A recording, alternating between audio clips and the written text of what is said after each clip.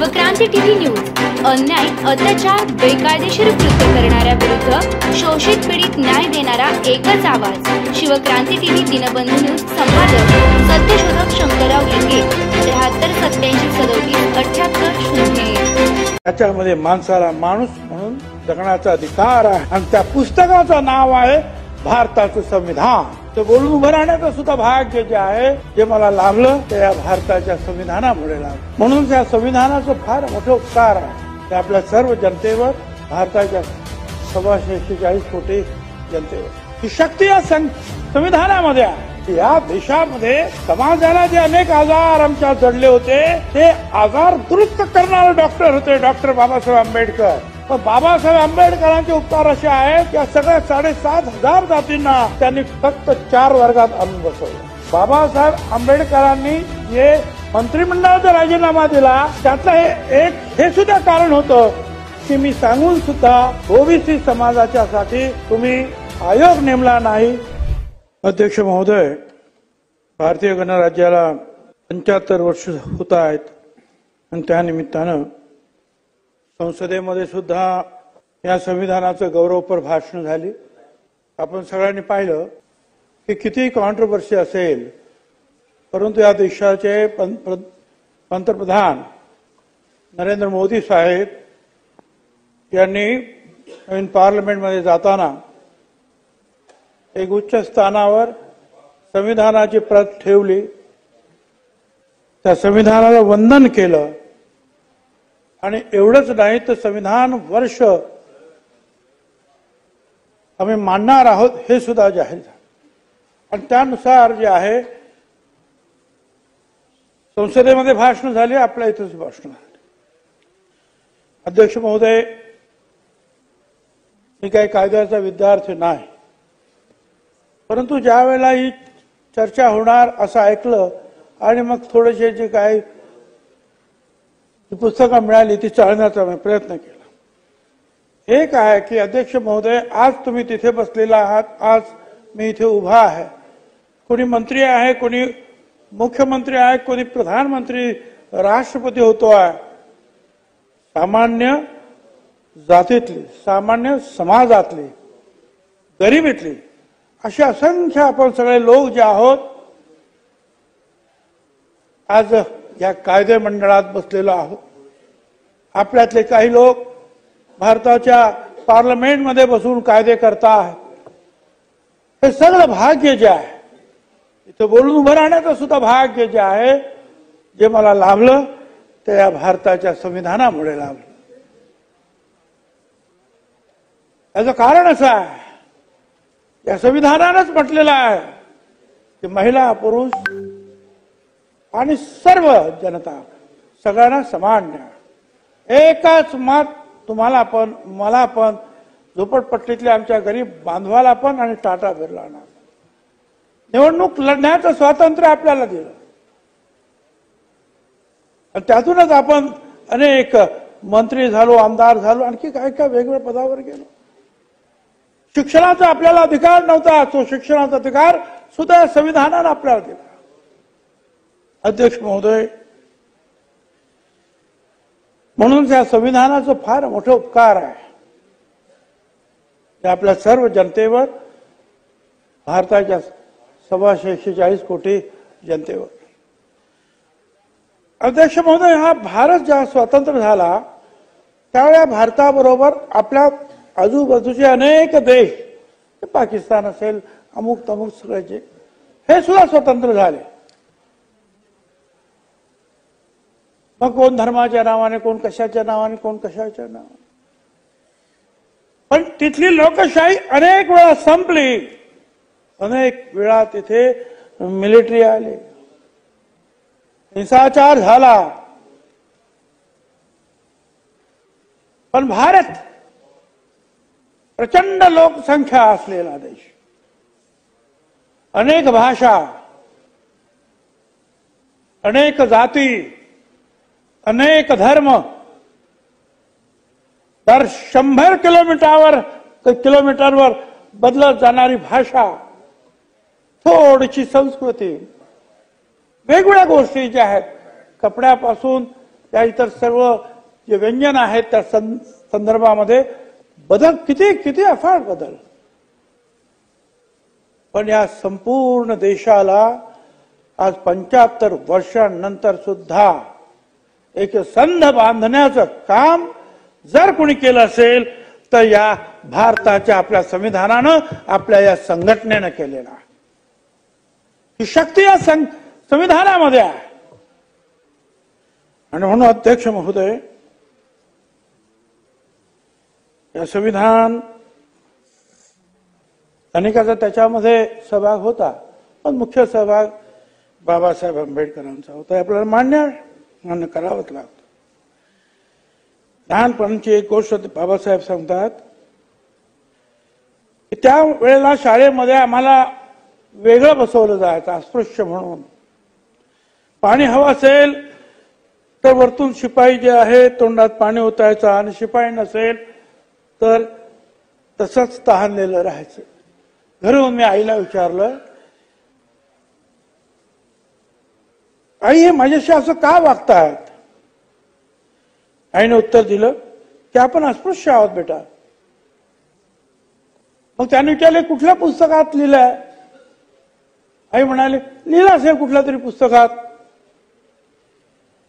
त्यावेळेला बाबासाहेब जे म्हणाले ते सुवर्ण अक्षरात लिहून ठेवा बाबासाहेब. बाबासाहेब म्हणाले माणसामध्ये भेदभाव निर्माण करतात अशी पुस्तकं काय कामाची. मी असं पुस्तक लिहिणार ज्यात सर्व माणसं समान असतील. मी असं पुस्तक लिहिणार. आणि त्यांनी मोठं झाल्यानंतर ते पुस्तक लिहिलं ज्याच्यामध्ये माणसाला माणूस म्हणून जगण्याचा अधिकार आहे. आणि त्या पुस्तकाचं नाव आहे भारताचं संविधान, जे त्यांनी लहानपणी स्वप्न पाहिलं. आणि हे सगळं त्यांनी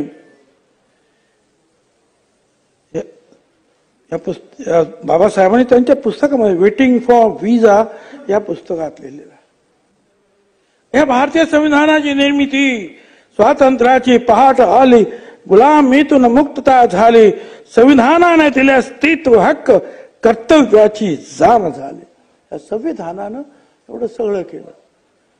अध्यक्ष महोदय, खरं तर भारतासारखी अशी एक संविधान सभा असली पाहिजे की ज्याच्यामध्ये पुढचं हे संपूर्ण कायदा वगैरे जे आहे हा जिल्हा व्यवस्थित गेला पाहिजे. जर ऐकून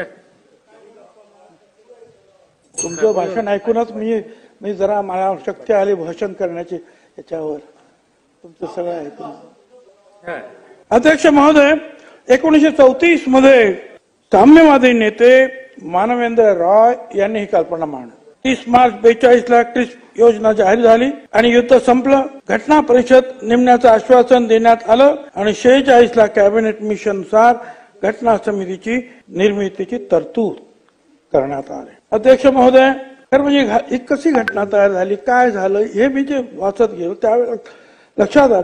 9 डिसेंबर 46 ला संविधान सभेची स्थापना झाली आणि पहिली बैठक भरली आणि हंगामी अध्यक्ष म्हणून डॉक्टर सच्चिदानंद सिन्हा, कारण ते संविधान सभेतील सर्वात ज्येष्ठ सदस्य होते, ते अध्यक्ष म्हणून निवडले गेले. 11 डिसेंबर 46 ला घटना समितीची दुसरी बैठक झाली आणि यात कायमस्वरूपी अध्यक्षपदी म्हणून डॉक्टर राजेंद्र प्रसाद यांची निवड झाली. घटना समितीचे उपाध्यक्ष म्हणून डॉक्टर S.G. मुखर्जी आणि कायदेविषयक सल्लागार म्हणून बेनेगल नरसिंह राव यांची निवड झाली. मसुदा समितीच्या अध्यक्षपदी डॉक्टर बाबासाहेब आंबेडकर यांची निवड. या घटना समितीचे वार्ताकार सर्वपल्ली राधाकृष्णन होते. 22 समित्या उपसमित्या स्थापन करण्यात आल्या. त्यापैकी काही महत्वाच्या व्यक्ती आणि जबाबदारी आणि समिती: डॉक्टर सच्चिदानंद सिन्हा हंगामी अध्यक्ष घटना समिती, डॉक्टर राजेंद्र प्रसाद अध्यक्ष घटना समिती सुकाणू समिती, हरेंद्र कुमार मुखर्जी उपाध्यक्ष घटना समिती सुकाणू समिती, ते सुद्धा त्याच पदावर. B.N. राव कायदेशीर सल्लागार घटना समिती, पंडित जवाहरलाल नेहरू अध्यक्ष केंद्र अधिकार समिती, सरदार पटेल अध्यक्ष राज्य अधिकार समिती, डॉक्टर बाबासाहेब आंबेडकर अध्यक्ष मसुदा समिती. अध्यक्ष महोदय, आणि या संविधान सभेवर हे जे निर्वाचन व्हायचे हे प्रांतीय विधानमंडळामधून जे निवडून आले होते त्यातून ती निवड व्हायची. बाबासाहेब त्या प्रांतिक सभेवर निवडून गेलेले होते, त्यामुळे त्यांची निवड झाली होती. पण पुढे जे अध्यक्ष महोदय, काँग्रेसच्या विरोधामुळे बाबासाहेब आंबेडकरांची निवड काही या मुंबई विधानमंडळातून झाली नाही. आणि मग त्यावेळेला बंगाल विधानमंडळातून श्री जोगेंद्रनाथ मंडल आणि इतर अनुसूचित जातीच्या सदस्यांच्या पाठिंब्यावर संविधान सभेमध्ये त्यांना प्रवेश मिळाला. आता पुढे असं झालं की पुढे भारताची फाळणी झाली आणि त्याच्यामध्ये तो बंगाल जो आहे तो पाकिस्तानमध्ये गेला. आता त्यामुळे झालं असं की बाबासाहेब आंबेडकर हे कुठेच राहिले नाही, कारण ते प्रांतिक सभेवर गेले नाही, त्याच्यामुळे संविधान सभेवर नाही. आणि मग असं आढळून आलं की आता काय करायचं. याच्यामध्ये त्यावेळेला असं म्हटलेलं आहे इथे अध्यक्ष महोदय, डॉक्टर आंबेडकर हे संघ संविधान समितीचे सदस्य होते. या समितीचा अहवाल संविधानाच्या अध्यक्षांना समितीचे अध्यक्ष पंडित जवाहरलाल नेहरू यांनी 4 जुलै 1947 रोजी सादर केला. विविध समित्यावर जे कार्य केलं ते अत्यंत उपयोगी आणि मोलाचं मानलं गेलं. आणि काँग्रेसच्या नेत्यांची खात्री पटली की आंबेडकरांच्या सेवा घेतल्याशिवाय स्वातंत्र्याचे दृढीकरण, विधिनियमकरण सहज सुलभ होणार नाही. बंगालच्या विभाजनाचा परिणाम म्हणून डॉक्टर आंबेडकर संविधानाचे सदस्य राहिले नाही. संविधान सभेचे अध्यक्ष राजेंद्र प्रसाद यांनी मुंबईचे त्यावेळेचे मुख्यमंत्री बीजी खेर यांना पत्र पाठवलं 30 जून 1947 आणि त्यांनी म्हटलं डॉक्टर आंबेडकरांची संविधान सभेवर त्वरित निवड व्हावी. त्यांनी लिहिलं, अन्य बाबी सोबतच आम्हाला असं आढळून आलं की आंबेडकरांनी संविधान सभेत विविध समित्यावर त्यांची नियुक्ती झाली होती. त्या विविध समित्यांवर त्यांनी जे काम केलं, त्यांनी जे योगदान दिले ते एवढे श्रेष्ठ दर्जाचे आहे की आम्ही त्यांच्या सेवापासून वंचित राहू इच्छित नाही. ते बंगालमधून निर्वाचित झाले होते आणि त्या प्रांताचे विभाजन झालं. ते आता संविधान सभेचे सदस्य नाही. 14 जुलैपासून सुरू होणाऱ्या संविधान सभेच्या सत्रात त्यांनी उपस्थित राहावे याविषयी मी आतुर आहे. म्हणून त्यांचे त्वरित निर्वाचन होणे अगत्याचे आहे. म्हणजे काँग्रेसचे हे सगळे स्टॉलवर्ड्स त्यांनी सुद्धा लिहिलं बाबासाहेब आंबेडकर नसतील तर पुढे काम होणं मोठं कठीण आहे. आणि म्हणून त्यांनी त्यावेळेच्या बीजी खेर मुख्यमंत्र्यांनी की ताबडतोब त्यांना लिहून त्यांना निवडून इकडे पाठवून द्या आणि त्याप्रमाणे ते गेले. आणि अध्यक्ष महोदय इथं पुढे आता या निवड केली ना आणि निवड तिथे झाली त्याच्यामुळे तर पुढे गेले ते मुंबई प्रांतातून. पुन्हा काय झालं काय हे पहा, पहिल्यांदा ते काँग्रेसमधून गेले, इथून गेले होते, पुन्हा काँग्रेसमधून जाऊ शकले नाही. त्यामुळे योगेंद्रनाथ सिंह यांनी जे आहेत बंगालमधून त्यांना निवडून पाठवलं. बंगालची फाळणी झाली त्यामुळे ते परत राहिले नाहीत. मग राजेंद्र प्रसाद यांनी पुन्हा लिहिलं, काँग्रेसचे त्या मुख्यमंत्री होते बीजी खेर, की यांना ताबडतोब पाठवा, यांच्याशिवाय काम होणं कठीण आहे. हे असा एकूण जे आहे त्याचं सार आहे. आणि अध्यक्ष महोदय एवढंच नाही, समता, बंधुता, न्याय, समानता, लोकहिताचा सर्वस्व विचार, समता आणि स्वातंत्र्याचे संविधानाने दिले आम्हा अधिकार आणि शांततेचा आपण करावा सगळ्यांनी स्वीकार. बोलू द्या तर शांतता. संविधान सभेचे जे आहेत मसुदा समितीचे सदस्य कोण होते? डॉक्टर बाबासाहेब आंबेडकर अध्यक्ष, गोपाल स्वामी अय्यंगार, के.एम. मुंशी, मोहम्मद सादुल्ला, बी.एल. मित्तर, डी.पी. खेतान, अल्लादी, कृष्णास्वामी अय्यर. 9 डिसेंबर 1946 ला संविधान सभेची पहिली बैठक झाली. मसुदा समिती जी आहे स्थापन झाली. 2 वर्ष 11 महिने तुम्ही पहिल्यांदा सांगितलं मला वाटतं भास्कररावांनी 2 वर्ष 11 महिने 18 दिवस म्हणजे जवळ 3 वर्ष परिश्रम झाले आणि मसुदा तयार झाला. 26 नोव्हेंबरला 26 नोव्हेंबर राज्यघटना स्वीकारण्यात आली. संविधान सभेची शेवटची बैठक जी आहे ही 24 जानेवारी 1950 रोजी संविधान सभेची शेवटची बैठक झाली. 26 जानेवारी 50ला राज्यघटना भारताची अंमलात आली. काही लोकांना कधी कधी असं बोलण्याची गोळ छे बाबासाहेब आंबेडकर काय त्यांनी एकट्याने थोडीच लिहिली, तिथं समिती होती, त्याच्यामध्ये 6-7 लोक होते, त्यांनी सगळ्यांनी लिहिलं. त्याच्यावर उत्तर म्हणून जे आहे त्या पार्लमेंटमध्ये बोलताना टी कृष्णामाचारी म्हणतात, त्यावेळेला जेव्हा सगळ्यांची भाषणं होती या संविधान स्वीकारल्यानंतरचे, ते म्हणतात या सभागृहाला याची जाणीव असेल की याच सभागृहाने मसुदा समितीवर ज्या 7 सदस्यांची नियुक्ती केली होती त्यापैकी एकाने या सभागृहाचा राजीनामा दिला म्हणून त्यांच्या जागी दुसऱ्याला नियुक्त करण्यात आले. एका सदस्याचा मृत्यू झाला, ती जागा रिकामी राहिली.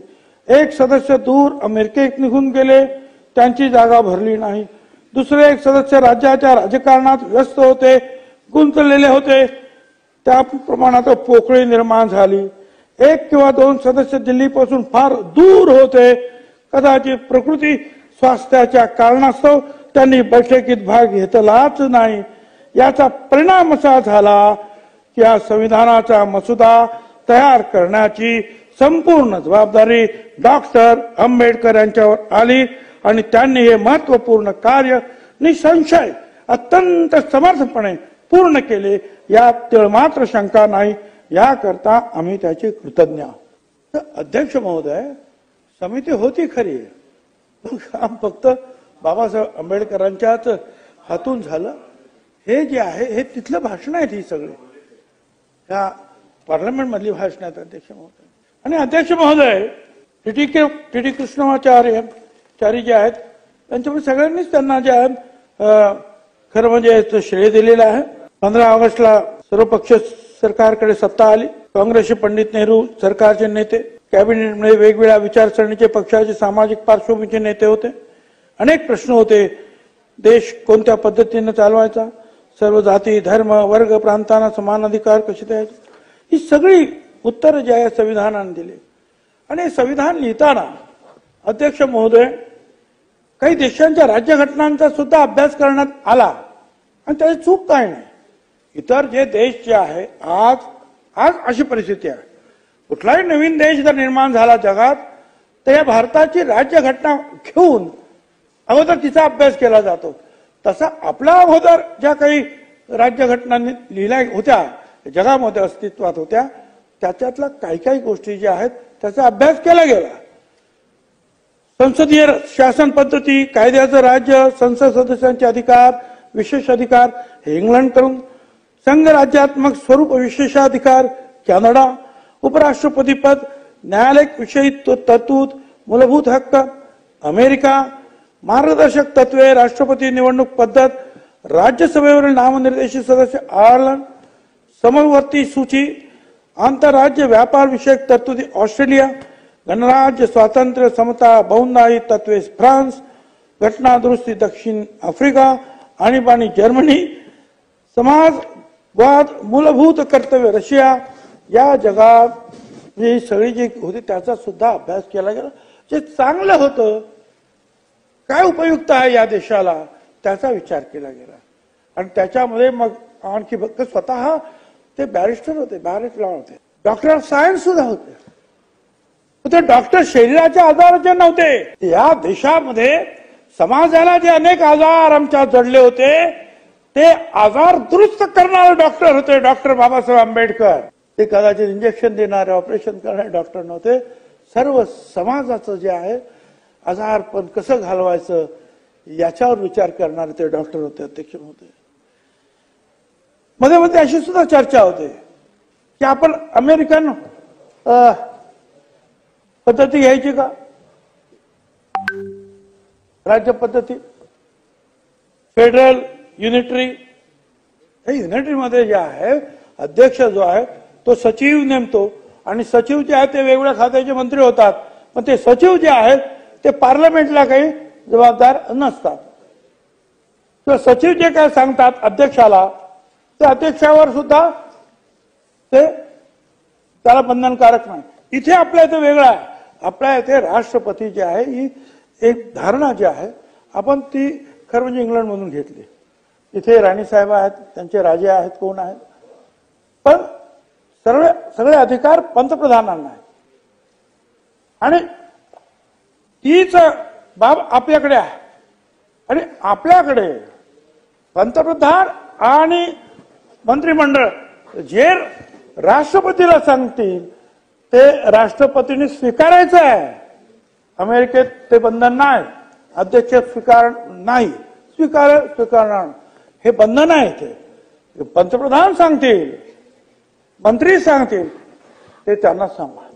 आणि मगाशी फार बरोबर सांगितलं तुम्ही. हे नंतर कसं काय करायचं, हे कुणाला द्यायचं, घटना अर्पण कुणाला करायची. तर कोण म्हणाले देवाच्या नावाने करा, कोण म्हणाले अल्लाच्या नावाने करा, तुम्ही म्हणाल त्याप्रमाणे कोण म्हणाल महात्मा गांधींच्या नावाने करा. वेगवेगळे जे आहेत हे सगळे काही येत आले नाही असे नाही, परंतु जे आहे त्याच्यामध्ये अनेकांनी जी काही माहिती दिली त्याच्यामध्ये शेवटी झालं असं की हे नक्की आता काय करायला पाहिजे याच्यासाठी सुद्धा जे आहे एक जी संविधान समिती होती त्याच्यामध्ये मतदान घेण्यात आलं. आणि त्या मतदानामध्ये असं ठरलं की देवाच्या नावाने 44 विरुद्ध 48 असा निकाल लागला की कुठल्याही देवाच्या किंवा व्यक्तीच्या नावाने ही घटना अर्पण करायची नाही. निवडणूक केली बाबासाहेब आंबेडकरांनी आणि 48 लोकांनी सांगितलं की नाही म्हणून, असा हा निकाल सगळा लागला. आणि त्यावेळेला तर असं होतं, एक कोणतरी जरगे म्हणून काहीतरी एक महाराज होते, ते तर म्हणाले बाबा की हे जे आहे का महाराजांनी लिहिलेलं आहे का हे सगळं फेकूनच देतील लोक का, पण तसं नाही झालं. संविधान सुधारणा जिरगे शास्त्री महाराज ते महाराजांनी लिहिलं लोक फेकून देतील, तसं झालं नाही. भारताच्या प्रत्येक नागरिकांनी मनापासून या संविधानाचा स्वीकार केला. अध्यक्ष महोदय आणि म्हणूनच ज्या वेळेस सगळ्यांनी ठरवलं की जसं मगाशी सांगितलं इंग्लंडची जी आहे राज्यघटना ती राणीला अर्पण केली तिच्या नावाने, कोणी कुठे पाकिस्तान अल्लाच्या नावाने, पण ही आपणच आपल्याला अर्पण केलेली आहे. आपली घटना आपणच अर्पण केली. हे जगातलं एकमेव उदाहरण आहे अध्यक्ष महोदय. हे अशा प्रकारची घटना की आम्ही बनवतो आणि आम्हाला अर्पण करतो. अध्यक्ष महोदय, तर ह्या अशा प्रकारे जे आहे ह्या काही किस्से सुद्धा आहे सगळे बनवताना. आंबेडकरांना संविधान निर्मिती प्रमुख केलं, पण सुरुवातीला काही लोकांचा विश्वास नव्हता की हे काम पूर्ण करतील. मात्र आपल्या ज्ञानाने त्यांचं शिक्षण आपण जर सांगायला गेलो तर फार वेळ लागेल अध्यक्ष महोदय. एवढ्या त्यांच्या डिग्र्या BA ऑनर्स अगोदर मुंबईला एल्फिन्स्टन मध्ये, MA कोलंबिया अर्थशास्त्र, PhD कोलंबिया अर्थशास्त्र, MSc London school of economics, doctor of science London school of economics अर्थशास्त्र, bar at law great London graduate London. किती त्यांच्याकडे विद्वत्ता एवढी होती, अभ्यास एवढा होता की त्यांनी ते काम पूर्ण केलं. राष्ट्रभाषेवरून सुद्धा वाद झाला. भारताची राष्ट्रभाषा कुठची पाहिजे, मोठा वाद झाला. हिंदी आणि इंग्रजी यांच्यामध्ये स्पर्धा होती. दक्षिण भारतातील अनेक नेत्यांनी हिंदीला विरोध केला, तो आजही करतायत. अध्यक्ष महोदय, अखेरीस तोडगा म्हणून हिंदी आणि इंग्रजी ह्या दोन्ही भाषा कारभाराच्या अधिकृत भाषा ठरवण्यात आल्या. त्या संविधानाचे शेवटचे स्वाक्षरीकर्ते फिरोज गांधी होते. हा संविधान लिहिण्यासाठी म्हैसूरच्या शाही कागदाचा वापर केला गेला। तो कागद म्हैसूरमधील खास प्रकारचा टिकाऊ आणि देखणा होता। हस्तलिखित आणि सुंदर कलाकृती युक्त असं हे संविधान होतं।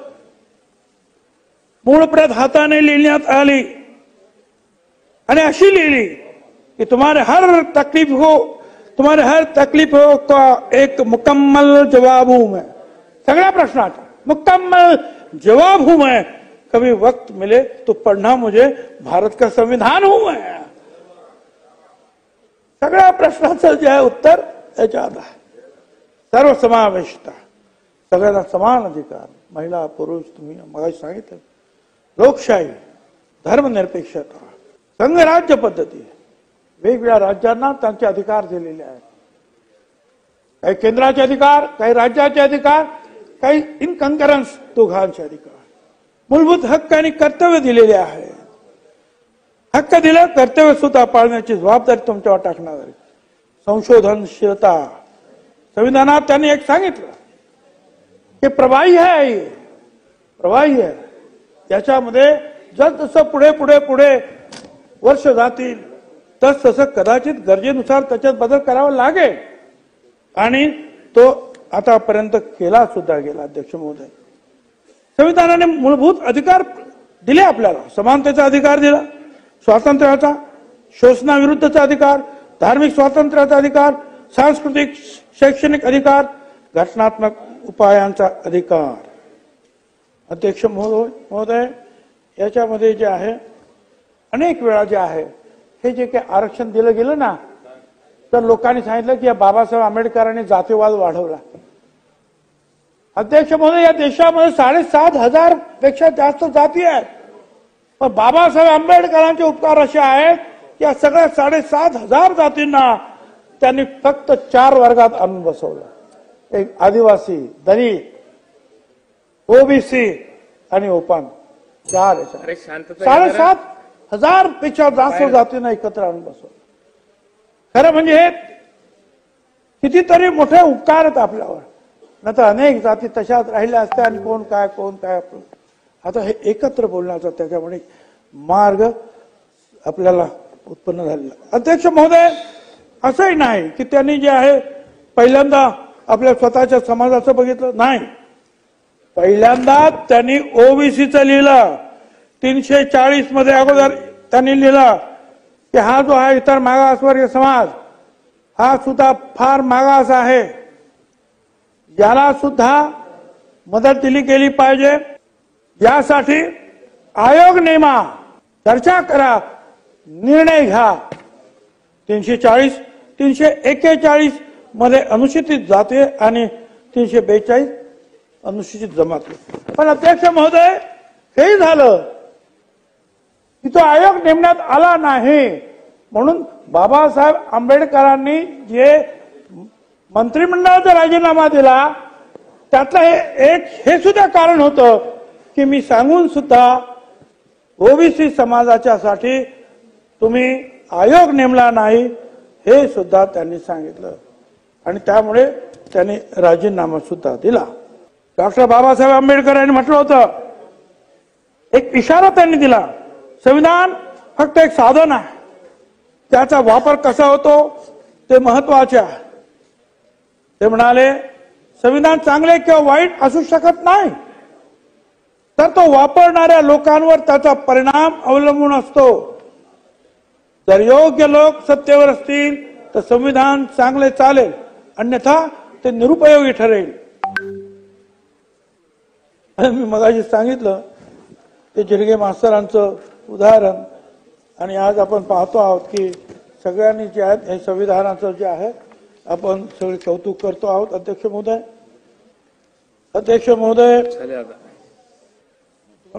बसायचं सांगू थोडं झालं।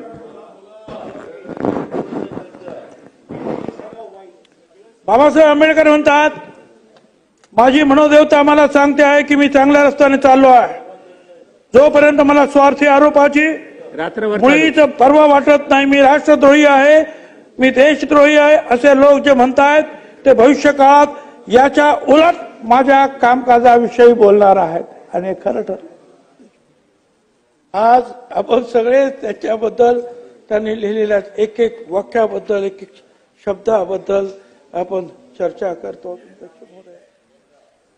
अध्यक्ष महोदय, डॉक्टर आंबेडकरांनी लोकांच्या सामाजिक आर्थिक जीवनात रक्ताचा थेंबही न सांडता क्रांतिकारी परिवर्तने आणता येतील असे शासनाचे स्वरूप किंवा प्रणाली अशी लोकशाहीची व्याख्या केली. लोकशाहीची व्याख्या काय? लोकांच्या सामाजिक आर्थिक जीवनात रक्ताचा थेंबही न सांडता क्रांतिकारी परिवर्तने आणता येतील असे शासनाचे स्वरूप किंवा प्रणाली ही लोकशाही. अध्यक्ष महोदय, या चर्चेत भाग घेताना ते असं म्हणाले होते, भारताला खऱ्या अर्थाने लोकशाही राष्ट्र बनायचं असेल तर शिक्षण प्रत्येक नागरिकाचा मूलभूत हक्क असायला हवा. यात गरीब श्रीमंताचा भेदभाव नको. अध्यक्ष महोदय, महात्मा ज्योतिराव फुले यांनी सांगितलं होतं, त्यावेळेला इंग्रज सरकारला 16 वर्षाच्या प्रत्येक मुला मुलीला जे आहे शिक्षण दिलं पाहिजे, हा कायदा करा.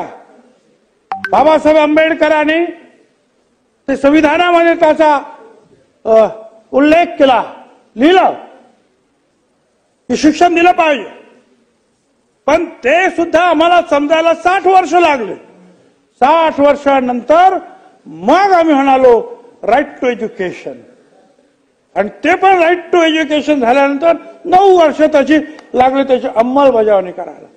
अध्यक्ष महोदय, शिक्षणाशिवाय पर्याय नाही हे त्यांनी सांगून सुद्धा जे आहे आपल्याला अजून कळत नाही. अध्यक्ष महोदय, शिक्षणामुळे त्यांच्या विचारामुळे शिक्षण मूलभूत हक्क झाला. जाति धर्म से ऊपर उठाना सिखाया, संविधान ने हमें जीना सिखाया, जो भी करे अन्याय किसी पर उसके खिलाफ खड़ा होना सिखाया. जो जो अन्याय करील त्याच्या. एकदा काय झालं अध्यक्ष महोदय, एक अलीकडे आळय झाला एक दलित समाजाचा, आणि तो बाबासाहेबांची प्रेरित त्याने अभ्यास केला आणि आयएस झाला. त्यावेळी ते आयसीएस होते. बाबासाहेबांकडे गेला आणि म्हणाले, मी तुमच्यामुळे अधिकारी झालो, आज माझ्याकडे पैसे आहेत, बंगले आहेत, सगळे आहेत, काय पाहिजे तुम्हाला सांगा. मी झालो आयएस झालो. बाबासाहेब त्यांना का मोठा अधिकारी झालास, स्वतःच्या गावाला जातोस का? तो म्हणाला नाही. बाबासाहेब म्हणाले, इथून पुढे महिन्यातून 2 वेळा तुझ्या गावाला तुझी दिवा असलेली गाडी पोलीस सुरक्षा घेऊन देखील जा. जाऊन काही करायचं नाही, फक्त गावात जाऊन सगळ्यांना नमस्कार कर. कारण जेव्हा तुझ्या गावातले लोक पाहतील की आपल्या समाजातील एक गरीब मुलगा शिक्षण घेऊन एवढा मोठा होतो, तर आपल्या गावातील बाकीचे मुलं देखील मोठे होऊ शकतात. त्या शिक्षण घेण्यापासून कोणी त्यांना अडवणार नाही.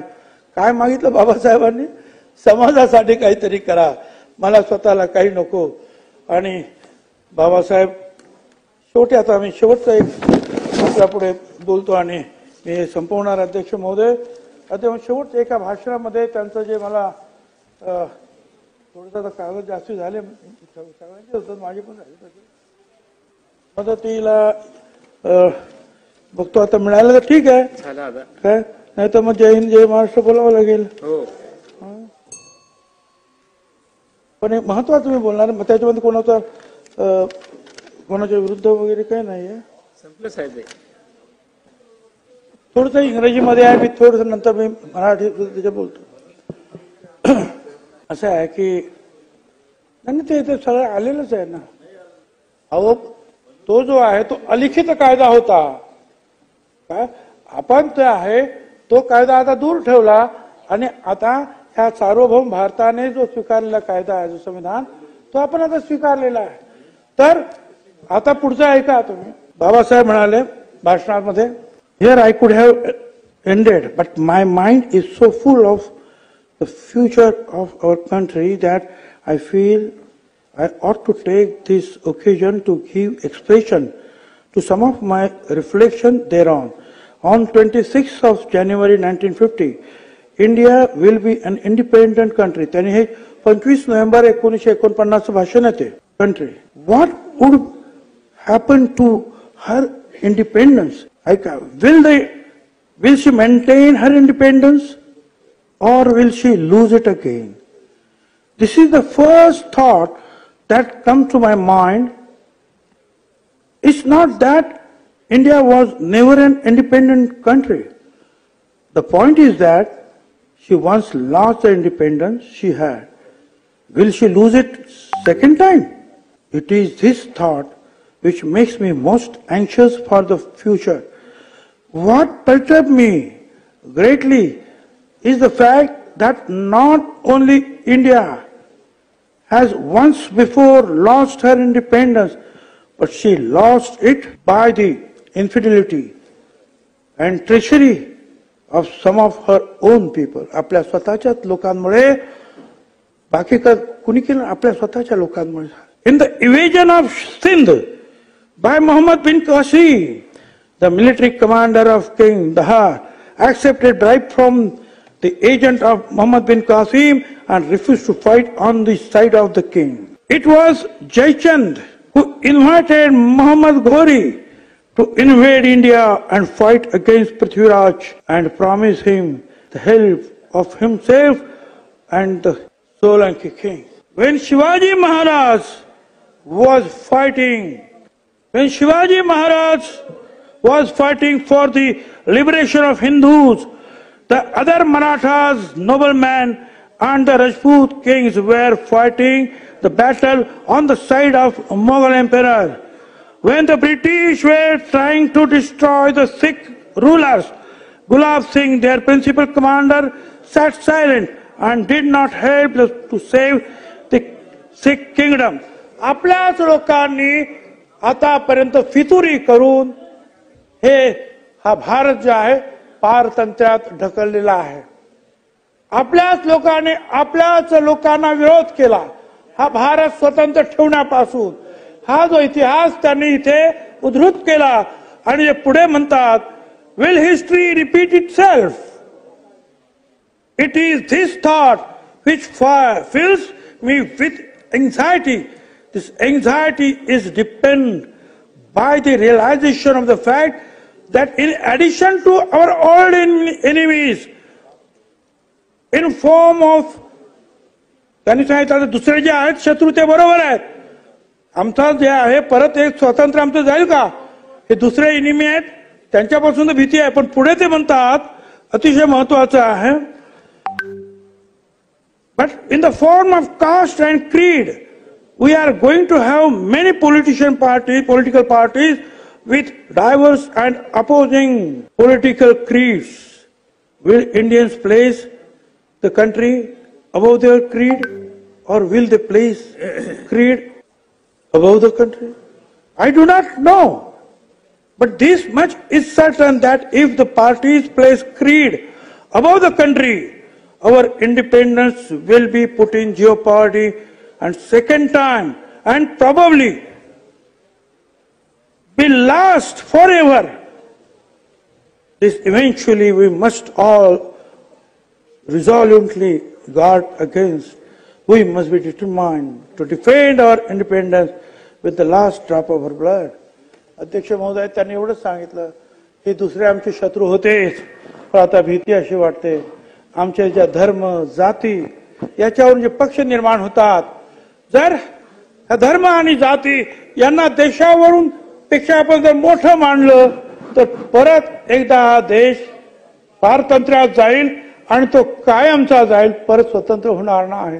आणि जर त्यांनी जर देशाला मोठं ठेवलं तर मात्र या स्वातंत्र्याला अजिबात धक्का नाही.